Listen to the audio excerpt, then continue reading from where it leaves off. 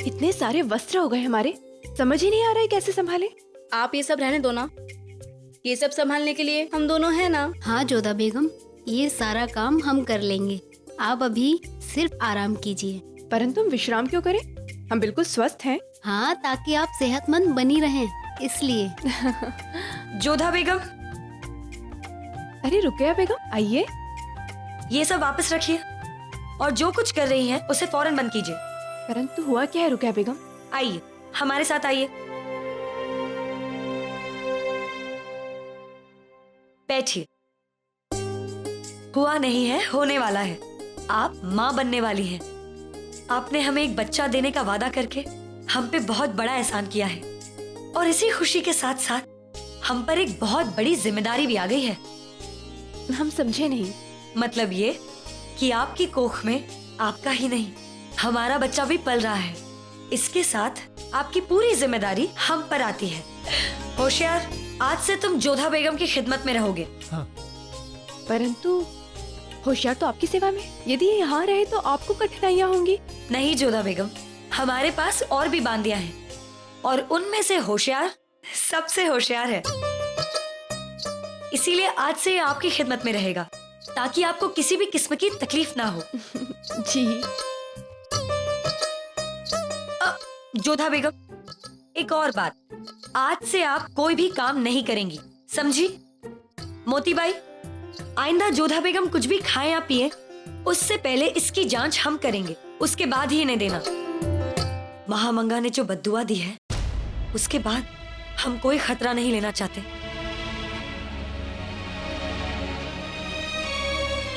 बेगम जोधा की कोख में आपकी औलादें पल रही है ना, हम बद्दुआ देते हैं कि आप भी उन्हीं औलादों की लाशें अपने हाथों में लेकर मातम मनाएंगे, तड़पेंगे, आप जैसे हम तड़पे हैं। खैर जोधा बेगम, हम हकीमा साहिबा के पास जा रहे हैं ताकि आपको क्या खाना चाहिए और क्या पीना चाहिए इन सब की जांच हम अच्छे से कर लें। चलते हैं। जी। आराम कीजिए। खुदा हाफिज।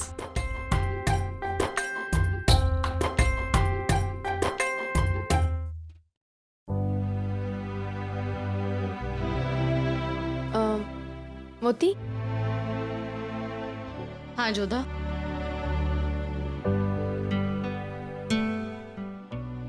मोती, हम महामंगा के विषय में तो भूल ही गए। तुम हकीमा साहिबा को उनके पास भेज दो, इस समय उन्हें उपचार की आवश्यकता है। परंतु जोधा, शहंशाह को ये सब अच्छा नहीं लगेगा। हम जानते हैं, परंतु यदि उनका उपचार नहीं हुआ तो हमें अच्छा नहीं लगेगा। महामंगा ने चाहे जो कुछ भी किया हो, परंतु हम मानव धर्म नहीं भूल सकते हैं। तुम हकीमा साहिबा को उनके पास भेज दो। ठीक है।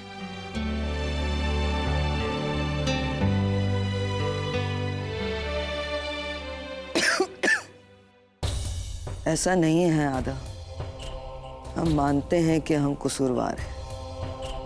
हमने कहा था आपसे कि हम काबुल जाएंगे तो हम आपके साथ जाएंगे ना काबुल। तभी नहीं जा सके तो अब जाएंगे। ठंड होगी काबुल में,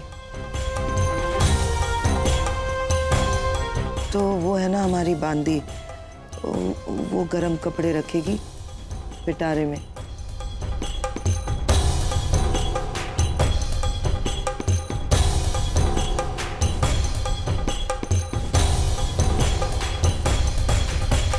हुजूर, हाँ, ये है। देखिए आपसे कौन मिलने आया। हम आदम के साथ मशरूफ है, अभी नहीं बात करेंगे, जाओ यहाँ से। माहम हुजूर, आपने मुझे पहचाना नहीं?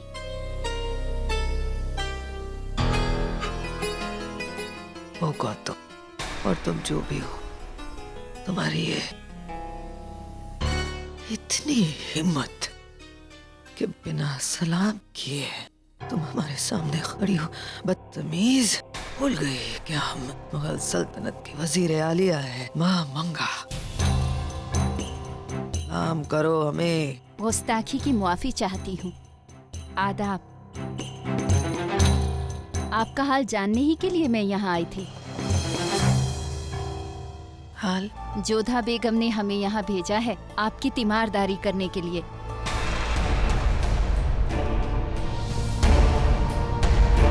बेगम जोधा ने भेजा है? क्यों भेजा है? ये देखने के लिए कि किस तरह से हम यहाँ सड़ सड़ के मर रहे हैं। बेगम जोधा की जासूस है हम। हुजूर हुजूर हुजूर, नहीं नहीं नहीं नहीं, हकीमा साहिबा को हमने बुलाया है। क्यों बुलाया? हमें किसी की जरूरत नहीं है, किसी की दवाई की जरूरत नहीं है, किसी के रहम की जरूरत नहीं है। जाओ जाओ यहाँ से। बेगम जोधा से कह दो हम बहुत जल्दी मरने वाले हैं। जश्न की तैयारी शुरू करते हैं, हमारे मरने का जश्न। ऐसा नहीं है हुजूर, दवा ले लीजिए। जाओ यहाँ से। हुजूर ऐसा मत कीजिए, दवा ले लीजिए। तुम सौत की जड़ हो तुम। तुम्हारी वजह से सब कुछ हो रहा है। तुम हो गद्दार। बेगम जोधा के गुलाम बन गए हो तुम। तुम पर भी भरोसा नहीं करेंगे। जाओ जाकर उस राजवंशी बेगम जोधा के सामने तुम जाओ। जाओ यहाँ से। कह दो बेगम जोधा से मरते दम तक ये महामंगा किसी राजवंशी के खैरात नहीं लेगी।